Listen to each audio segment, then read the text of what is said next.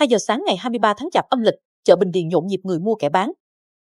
Đây là chợ đầu mối lớn nhất, nằm ở cửa ngõ phía Tây thành phố Hồ Chí Minh, giữ vai trò trọng yếu trong cung cấp thủy hải sản, gia súc gia cầm, rau củ quả tươi sống cho thành phố và các tỉnh lân cận. Từ đêm trước, hàng chục tấn cá chép đã được các tiểu thương nhập về, phân loại và chạy oxy. Sau khi bơm oxy vào các túi, các nhân viên lại tất bật mang ra xếp lên xe mà bạn hàng chờ sẵn để phân phối đi khắp nơi tiêu thụ, phục vụ người dân cúng ông Công ông Táo. Nhiều tiểu thương từ các nơi cũng đổ về đây từ rất sớm, tự tay lựa chọn những con cá chép đỏ khỏe mạnh, màu sắc bắt mắt nhất để bán ở các chợ dân sinh trong nội thành. Dù không khí mua bán có phần hối hả, nhưng theo ghi nhận, thị trường cá chép năm nay có sự sụt giảm đáng kể so với mọi năm.